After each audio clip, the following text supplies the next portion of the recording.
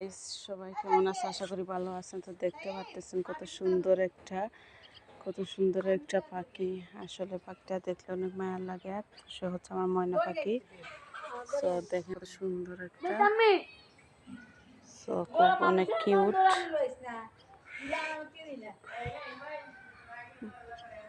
অনেক শখ করে পালতেছে, অনেক শখের পাখি। তো দেখতে পারতেছেন আরেকটা আছে এখানে, আরেকটা আছে